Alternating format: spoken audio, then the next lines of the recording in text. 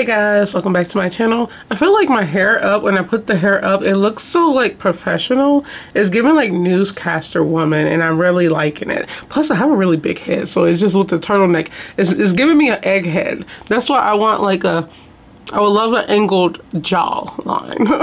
I'm so jealous of people with like the most beautiful jawlines because I don't have it. I just have a fat face.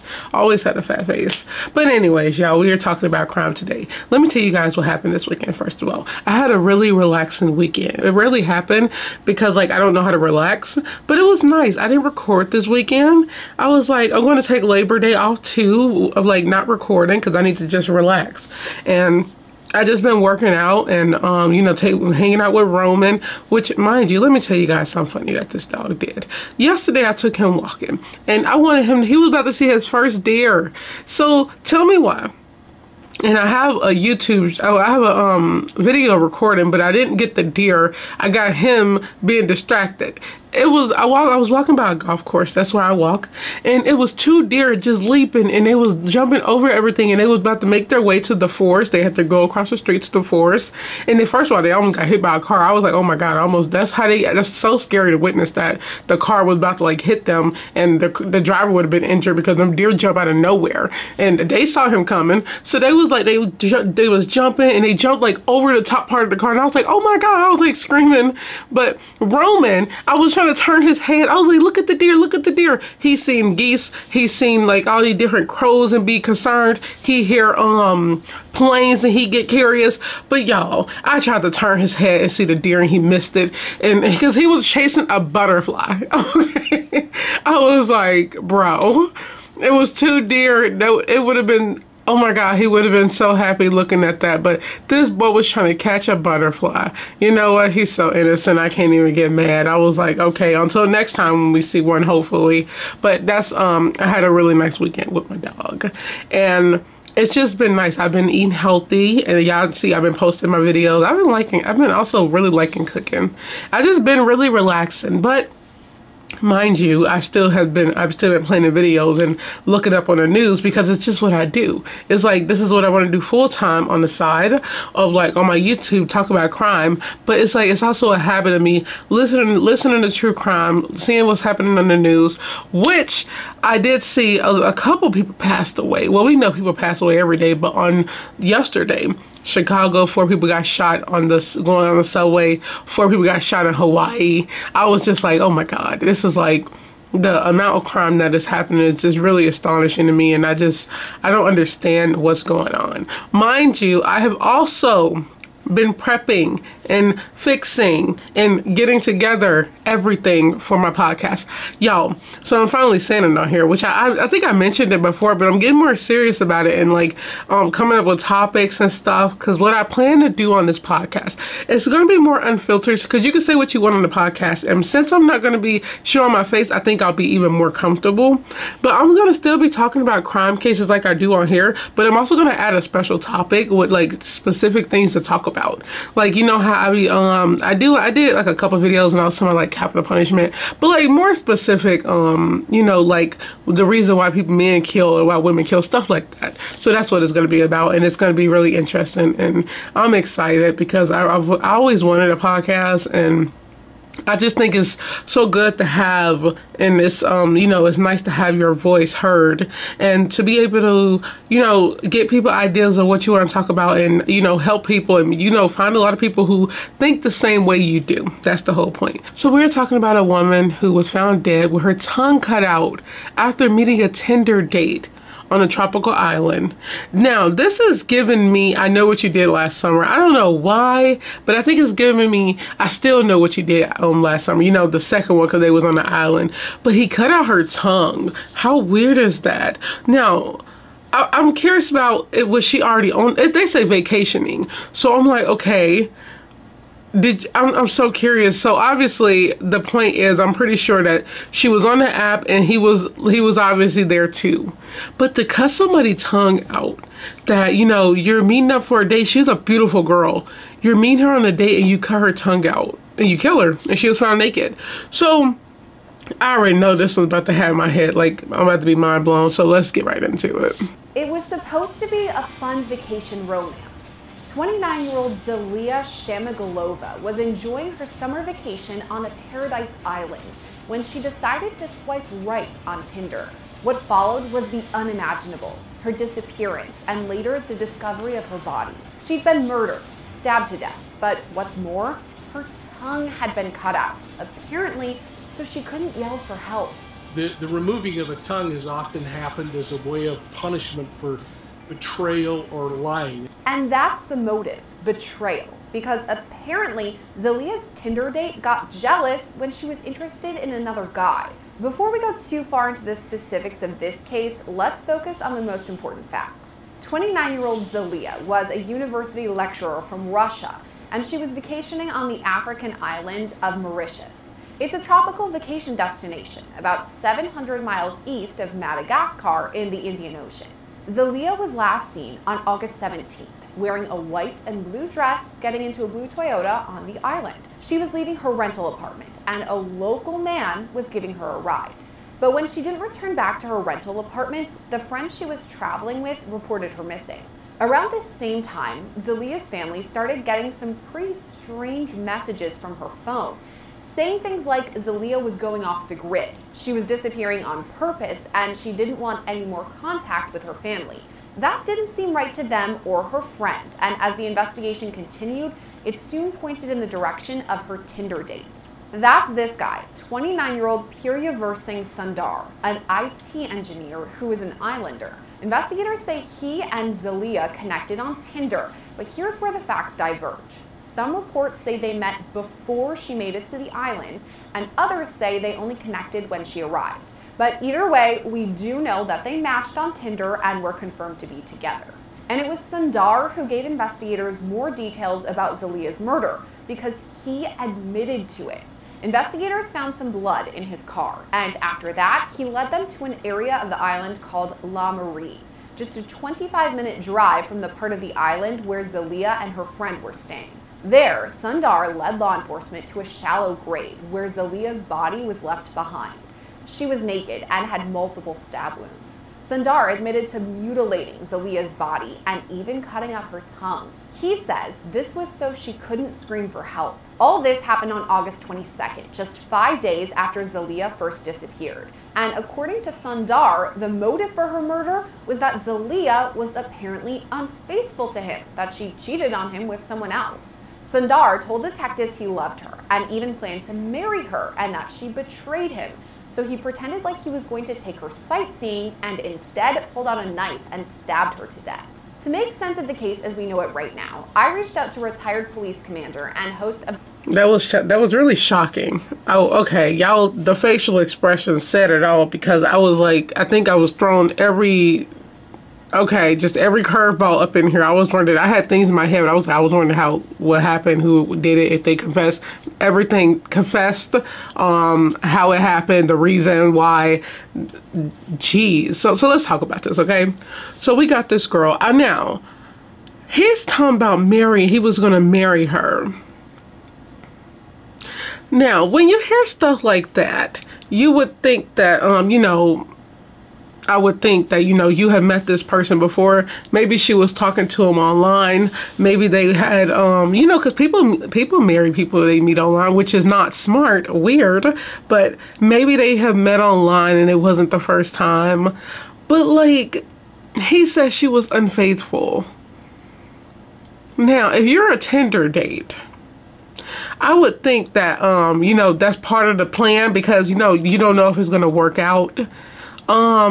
She was vacationing, so he was a local. Now that's the reason why it's a possibility that they have met before. Because, okay, realistically, come on, be for real when I'm about to say this. I've never heard of that place. I've never I never researched a place like that. When I look up islands, I always hear about islands in the Bahamas. I've never heard of like that. I've never seen it. I never even knew that existed. So like, realistically, I would think that like you would have to know somebody that's from a place there to go over there. I know people vacation. There's like so many, like, is it millions of islands or thousands of islands on here? Hundreds? I don't know. It's a lot of islands in the world. But like, how would you find that specific one to vacation on? So that's just a theory of mine that she knew him before and he invited her over there to vacation. Or maybe they met somewhere else and he was from this place. That's just my theory. But let's just talk that, like, saying that it wasn't. So he planned to kill her this whole time because she was unfaithful to him. He cut out her tongue so she wouldn't scream. He dug a hole and threw her body in it. He stabbed her all over. She was stabbed to death. I just don't understand. I never understand the reason anybody murder. But like, for you to say she was unfaithful when she most likely, like I said, it's so hard too because you only know so much. Were they really together? I don't think so. Like, I think she was probably just looking for a good time and wanted to, you know, when you go on vacation and you meet somebody, you know, I don't think it's really taken seriously. You be seeing on 90 Day Fiance, they be having that stuff. I've seen one before. You meet people over there and nobody's taking it serious. But like, I don't know what kind of culture he's in or whatever, but I feel like he's in the type of culture in the home style that women have to be submissive, because that's kind of what that felt like when he said she wasn't, you know, faithful to him. And I don't know, but why kill her? I don't understand that. It's just, you ruined your life and her life for nothing. I don't understand that, but I still have a theory, my personal theory, that they knew each other. I just feel like, I don't know. And like I said, I could be totally wrong. She could have easily just swiped while he was there. Now, if that's the case, that's weird. If that's the case, that she swiped right and then, you know, and that's normal too, to go on a date with somebody. Yo, that's why it's scary to swipe right on somebody, when, especially on the island, a small island like that. If you do, you know, safety, which no problem, there was nothing going wrong. But like, if that's true, if this story is true, that she swiped right while she was over there and went to go meet him, he's the weird one, and he's the weird one no matter what. But it's like I said, allegedly, if this is true, why would you kill somebody like right? She don't know you like that, if that's true. Island Evil podcast. Well, I'll let it play a little bit because it's a long video, Clearly, 20 the minutes. victim in this case took a great deal of risk, and it's not victim shaming, but when we choose to do things like this, we increase our level of risk. Meeting someone online is inherently more dangerous than meeting someone through relationships that you have with other people, because it's the unknown introduced into this. And so when I think about these things that aren't being said, my mind starts racing toward, who is this man who has murdered this woman? It's really interesting to me, the process and the actual steps that he took along the way, and were they really consistent with someone who all of a sudden was outraged because they felt like their newfound love had cheated on them, or was it some predatory behavior, and that is what then groomed and brought this woman to the island where he could act out his fantasies. So I find myself shifting back and forth between the victimology, the study of who the victim is, and the suspectology, and what is it in his past, what is it about his previous behaviors that would be predictive of what happened in this particular case, if in fact that can be resolved. With the victim in this case, you kind of referred to this about meeting someone on Tinder, how that is definitely more dangerous than meeting someone, whether it's a friend of a friend or a coworker, whatever it may be. But this, I feel like, is even more heightened because she's on vacation. So she meets this guy on a holiday romance, which sounds great, like a romantic comedy, but then things get a little bit more stressful as this progresses. I mean, how would you stay safe if you're going to meet up with somebody on this island? You don't know him, you don't know his background. Is that just dangerous in general? Oh, well, personally, from a criminologist perspective, it's absolutely more dangerous. And again, this is not an attack on the victim, and I hope everyone who's listening understands this is not about anything to do with shaming the victim. It's about risk reduction, and the fact that this individual chose to assume more risk by going there. Now, I've read conflicting reports, one that suggests there may have been a couple of weeks of online bantering going back and forth. I don't know if that included online video chats, but it appeared that there was more of a online digital relationship created before she came, and that may have in part motivated the trip. I could be completely wrong too, because I've heard the opposite of just like you've mentioned, that she meets this guy on the island. That's even more frightening to me, if in fact she meets someone that is so controlling that she agrees, I'm going to go on a sightseeing trip with him anyway, unless he was just, as part of his fantasy, grooming and preparing her, and she thought, oh, here's a nice Uber driver, and I'm going to go for a ride with him. Almost. And that's what I'm saying too, y'all. It could have been the fact that, like, what if it was just like a digital relationship, like you said, online dating, and that he was like the only one taking it that serious, because, you know, some men really do take it too far and don't know, like, it's not a real relationship because it's not online, and, well, y'all haven't met each other yet. Which, let me go on and say, okay, because people be getting catfish all the time, and let me tell y'all something, because, you know, people be getting killed this way. If you don't meet that person in person, okay, it's not a real relationship. Sorry, it's not. There's no such thing as having a real relationship with somebody online you have not met. That's not real. I don't care what people say. That's dangerous. That's not real. Be careful and protect yourself. It's so crazy. Because look what happened. I feel like it was definitely one-sided, and if he was controlling, I feel like it's not like that, because in the messages, because if it is, it's like he lured her there and then he killed her. But it's like, you have these dudes who they talk all like romantic, they talk romantic online, and for some reason he got her to go there. Because they did say it was some kind of banter, and I think he the one that got her to go there. I never heard of this island.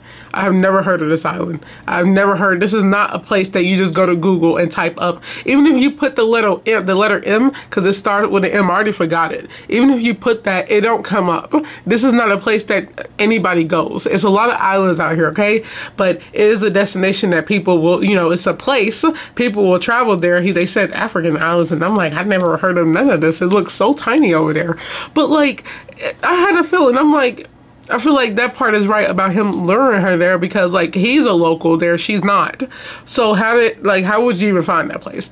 But for him, I'm still on this, for him to say she's not faithful, you don't know her like that. That's not a real relationship. And the fact that he said he was thinking about marrying her just tells you how obsessive and crazy this dude was. I think it was some kind of fantasy, because he looked kind of, you know, looks can be deceiving, so I was gonna say he looked a little creepy. I think everybody be looking creepy though, y'all. You just never know what people are thinking, and that's also creepy. If she was going out with him, which she was, they went on like a date, and then he ended up killing her.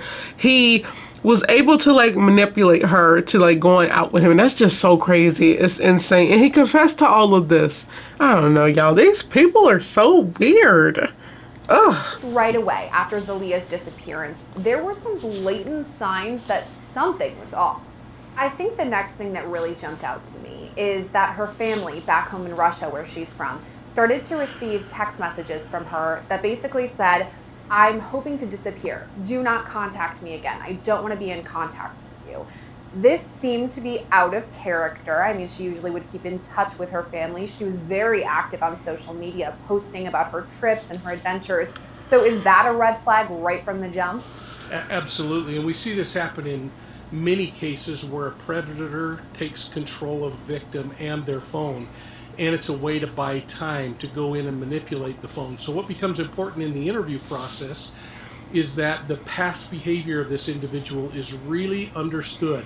And that's where interviews with the family, looking at her social media accounts, looking at her just regular text messages on her phone, gives you this sense of what this person's activity is and how much they're willing to expose in a public light. And then just look at the conversations with the loved ones that received this distressing note to say, is this the way she usually talks? And most often we can see that it was more reflective of the predator's way of speaking and presenting things. The thing I find interesting is I don't know if her communications were in Russian. I would assume so. And does that mean that his communication was in Russian? So was he using a translator service like Google Translate and putting in this rudimentary language that just tries to hit the key points of no longer reach out to me, I want to get away. And so all of those things from an investigative standpoint really start to paint the picture of what the behaviors were at the time she disappeared, and maybe during those hours or days immediately following her disappearance. So we have those red flags from the family, these messages that just don't seem to add up with their family member that they know. And eventually she doesn't come back to the rental house that she was sharing with a friend. So her friend then reports her missing. This is really scary to me because I do travel with my friends many times, but I was just in Europe with them. And if one of us goes missing, it's a little more distressing because we don't know the customs there. We might not even know the language. How do they go about then communicating with the law enforcement officials that are there and making sure to convey all the information they have as they're searching for, at the time, a missing person? Yeah, as soon as something like that happens and they reach out to their individual equivalent of our State Department, they would then get the services as someone who is a patriot on foreign soil, which would include some investigative and some translation service. Law enforcement generally, in the U.S., I think we're a little luckier because much of the world has people who speak English. I don't know if on that little island if they have people that speak Russian, so that becomes an immediate challenge. And where are you going to find the resource to help you navigate that and question people? When you think about the idea of this individual just jumping in a car and going for a ride with a boy she met or had previously created a relationship with, regardless, one of the things that I often say, and when we travel extensively with another couple throughout the world, and we make sure that we all have each other's phones on our phones so that we can go to the location they are. And if we decide to split up for the day, we say, I'm going here and I'll be back at this time. And you have this sense of security and being able to look on your app and say, oh yeah, they're where they said they were. And if things go wrong, you have a breadcrumb trail to follow. And definitely make sure you turn in your location. That's true, especially when you're traveling.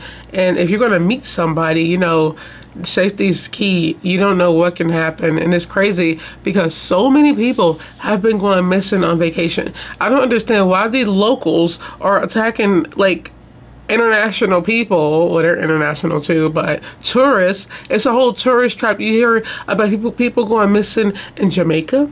You hear about a big one is Bahamas, Cancun, like the Mexico. You hear all this stuff about people going missing and like last seen with this person, last seen with this dude, and they was walking on the beach and they're like was never seen again. Use all these cases and it's weird because you'd be like, why are they like targeting tourists? Is it a tourist trap? It's weird though. And also, I forgot they said she was from the country, the big R. Maybe they knew about that island. I'm still on this because I did not know. But if you're going to, don't do this. But, you know, if you do, it's just, like, it's hard to say if it, obviously, I wouldn't think it's safe. But people want to have fun at night, and I understand that. If you meet people on Tinder, Tinder is just not a safe app. But no app is safe, to be honest. Because I did the one about the Bumble. It's so many. eHarmony is that I hear you. And people pay a lot of money for these apps. And it's weird you got people that prey on others for this. It's so crazy to me. But it's like, I don't know. I need to get to the point where the dude was confessing. May have led to her discovery more quickly. Certainly in the way that she was murdered wouldn't have probably led to saving her, but at least discovering her more quickly. As we know, it was Sundar who led investigators to Zalia's body, and the scene was shocking. It is one of the more gruesome cases I've heard in recent history, just the way that she died. She was found naked, which into itself is very vulnerable. Then she was murdered, but this is the part that really stuck out with me. Her tongue was cut out of her mouth. Later we learn the suspect allegedly says it's so that she can't scream for help. What do you make of that? Yeah, I think that's a bunch of malarkey as far as screaming for help, because she could still vocalize. The tongue doesn't make the noise, it's the lungs and pushing out through the vocal cords. And someone that's going through that would certainly make horrendous cries from agony as they're going through this. So there were a couple of things that troubled me about that, particularly that was something that he might have said as a way to justify more of a fantasy that was going on in his mind. As King explains, there could be a few reasons. Another reason people cut out tongues, I would not want to think that people would do this, but I think serial killers, y'all, because I'm like, nobody, that's not a normal thing to do on it. Like when you're, well, I wouldn't know. I never like took a life. But like people keep that stuff as souvenirs. They're creepy, you know, especially on the islands, y'all. I'm thinking of like horror movies, okay? I don't know what race he was. Like he's an islander, but I just think of like, you know, them putting tongues and ears on. Yeah, let me stop. I'm gonna let this play. Suspect would remove Zelia's tongue. You know, I've done a little bit of studying on the island of Mauritius and looking at some of the cultural and symbolic implications of cutting tongues out.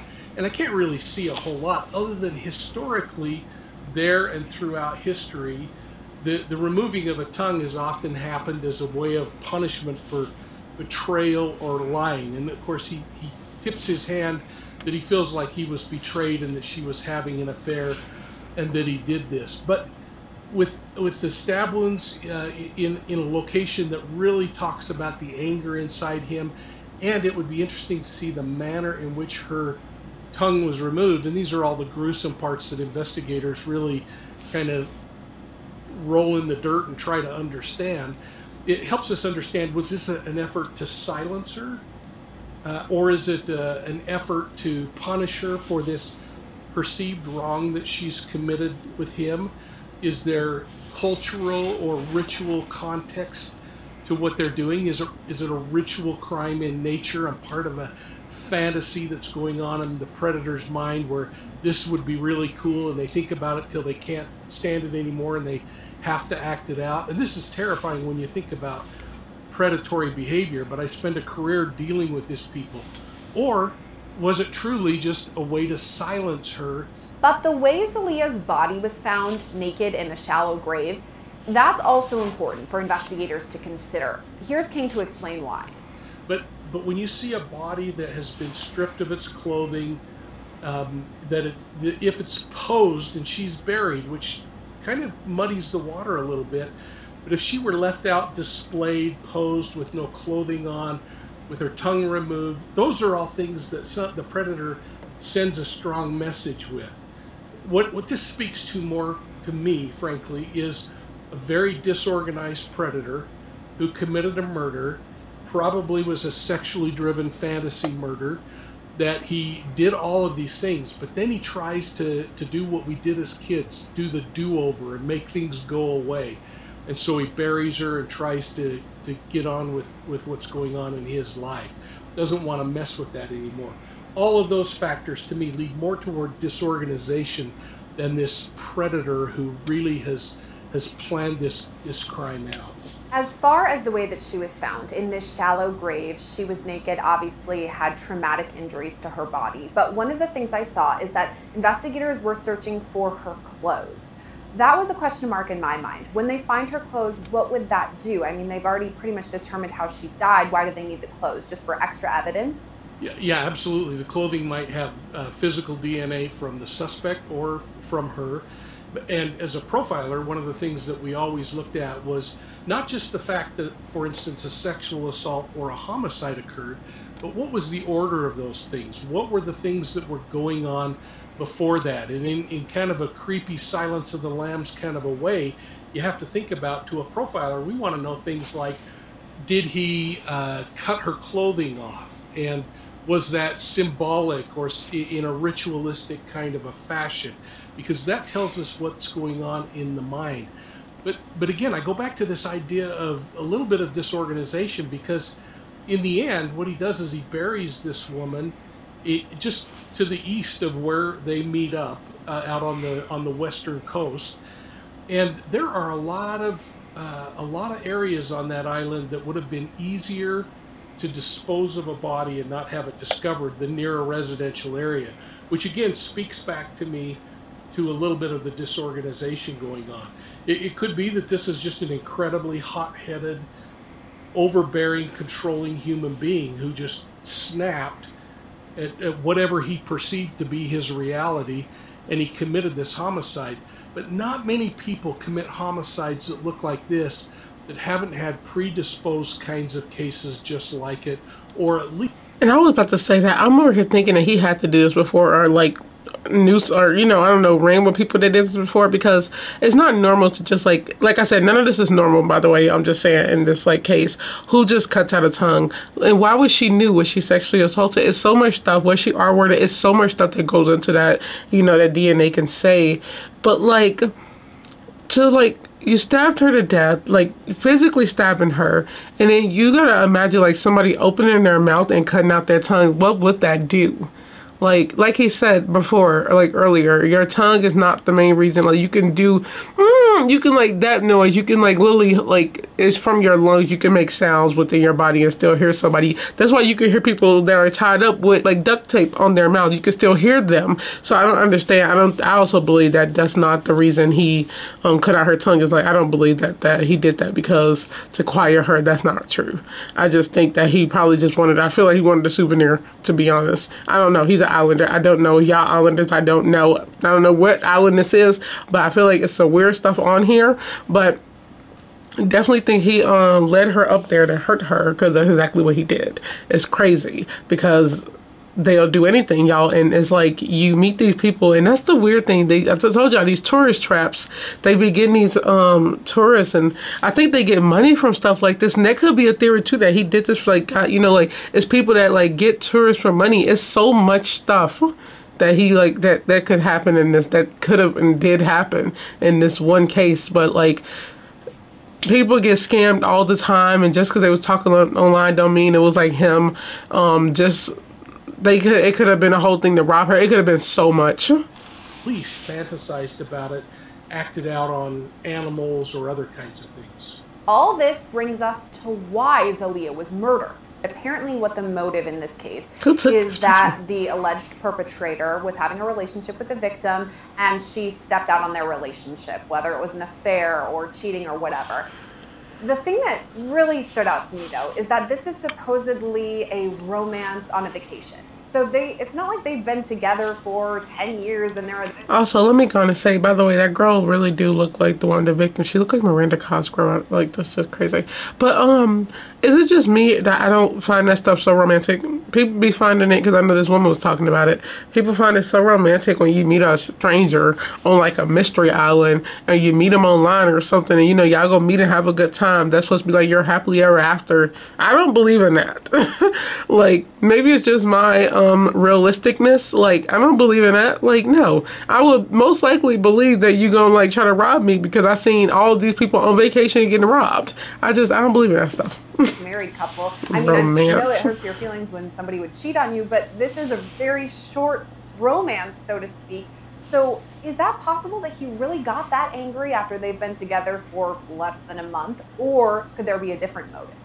Yeah, I have to agree with you, and I think that's really insightful to look at it from that, because again, you want to think about what the motivation is for the crime. If it's just a sexually driven fantasy that he's acting out, again, you have to consider, is there grooming going on to get the victim here? But that creates a great deal of risk for the predator, because there's now a digital footprint, people who have seen his photograph, perhaps her friend who sees her getting picked up.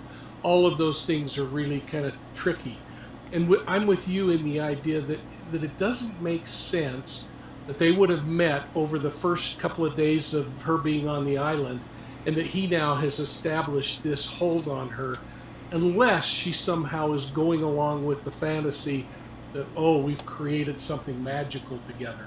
I agree with you, because she also was supposed to go to Madagascar on September 1st, which is just right around the corner. So it's not like she's going to be on this island forever, permanently moving. So that kind of got me thinking that potentially this motive might not be it. And if that's the case, it isn't this lover's quarrel that went bad. Potentially, could it have been that he was seeking someone out to murder them? And then that gets me thinking, is it possible that investigators, now that they have him, would go through and take a look at other crimes that had happened on the island to see if whether he might be responsible or know about them? Exactly. Prudence would say you have to do that anyway. You've got to look at all of your unsolved cases and try to figure out, is there a nexus between this predator and those victims? And you're right. The fact that she comes here, if it's all on this thing, speaks to his ability to groom. So does that mean there are others, or was this his first? And again, the interesting way of hiding her body makes you think this is someone who's probably thought through a process more than someone who has just all of a sudden lost themselves in a fit of rage and acts out. Although, I'll tell you, it's one that with the limited amount of information we're getting out of the island, that really could go both ways. Most of that limited information from the island came from one person in particular. We know a lot of the information about this case because of the suspect. You can't trust much he's saying there. Body. He confessed to it, explained what his alleged motive was. Why would he be so forthcoming when he knows, he's saying, that he committed this murder? Why would he just reveal all the information to investigators? Yeah, so again, you kind of have to think about it. I wasn't in on the interview, so I don't know what his behavior was there. You have two ends of the spectrum. You have the predator who wants to be known. They live such mundane lives that, can you imagine that somehow being a murderer would at least put your stake in the sand and make your name known to people? So you have to consider there might be, there's a chance it could be someone like that. Or it could be someone who really did groom online or in person an individual, and things fell apart and they reacted, perhaps overreacted, and we know it's an overreaction except for the fact that maybe he didn't plan on killing her, but things just started getting out of control, and then he committed the homicide. And maybe, and I always say that, I'm going to say it one more time, maybe there's a sliver of hope that he actually has a conscience and he gave up the information because he really thought, what have I done?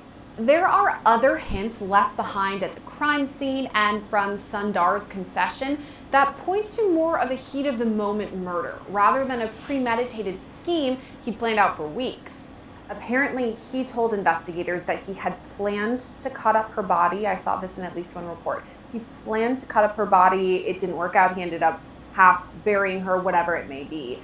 That, again, does that bolster your idea that this was a last-minute thing? He potentially snapped. It's not like he had this planned out and had a murder kit ready to go hidden in the bushes, but it kind of was a last-minute, last-ditch effort to cover his tracks. Yeah, so I think you're really hitting on something important. And again, we have to think about if, in fact, this is an organized predator whose plan is to go in, commit this homicide, and then dispose of the body. And in this particular case, with the scenario you've painted, mutilate the body and dissect it and move the body parts to different locations. An organized offender would come prepared to do that.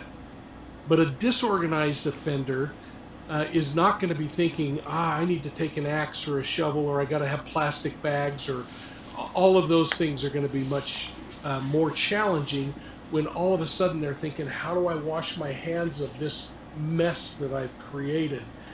And, you know, when you think about things like the clothing being removed or others, again, I just think it speaks to the disorganization. It could be a rudimentary method of trying to avoid detection.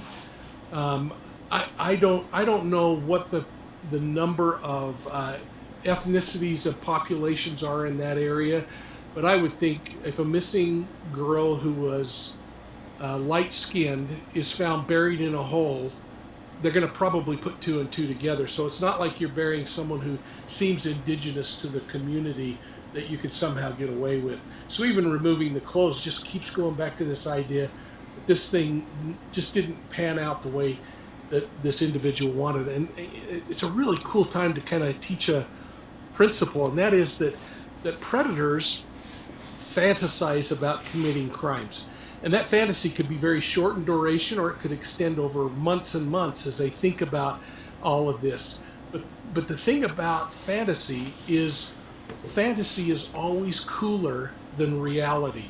Reality always will fall short of what your fantasy is. Whether it's someone fantasizing that one day I'm going to be on Law and Crime and get to talk about what's going on out there, or about being a rock star, that it's always going to fall short. And for a predator, when they think this is going to be just this great experience, and all of a sudden the victim's crying for their mother, or they're screaming for help, or they're kicking and punching, the fantasy goes out the window. So we can see even someone who comes into this organized at first become disorganized because the whole fantasy fell apart. How can you be in a relationship with somebody you just met? How can you be jealous of somebody who don't even know you like that? There's so many questions about this dude that I'm curious about. It don't make sense to me. Let me find it, because I went to the comments, y'all, and I'm just looking at them. Let me tell y'all what some people say, because a lot of stuff makes sense. Somebody said these dudes on Tinder are serious losers. Just stay off there. Low quality people on both sides. Okay. She didn't get murdered because she met a stranger. She was murdered because he was a piece of garbage. You don't truly know anyone. I've met plenty of horrible people through relationships. Yep. Can't understand how people in real life won't talk to each other but meet total strangers. Unbelievable. All true. But look, realistically, look, people online date. There's billions of people in this world. It's like, it's not easy for people to meet others in person. That's why they go to online. There's nothing wrong with online dating. You can literally get murdered, unfortunately, by people you meet in person. You go to a coffee date not knowing that could be the person that take your life.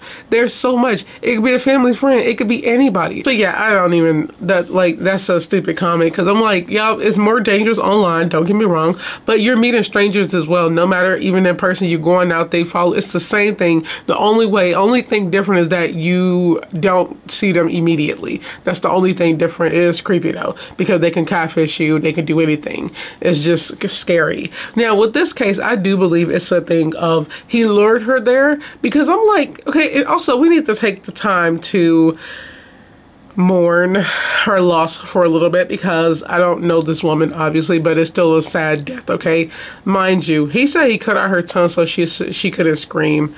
Y'all, it's sad when you hear that, because I don't know if you caught that means she was alive. Oh my God, she was alive for the stab wound. She was alive for the tongue cutting. Oh my goodness.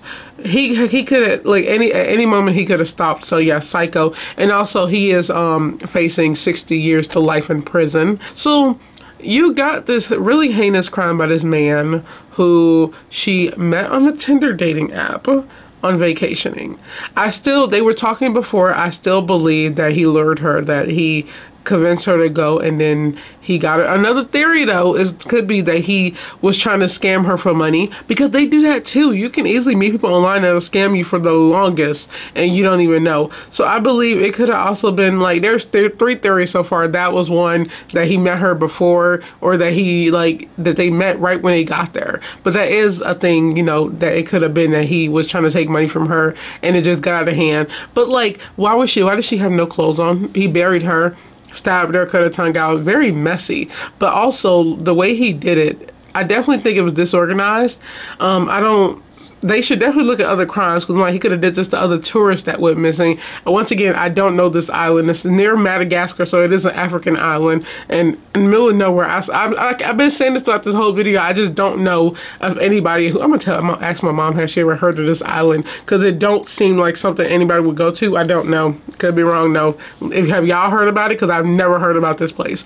But this dude, this creepy looking dude, there's like these people on these islands, y'all. You go here and they lure you away.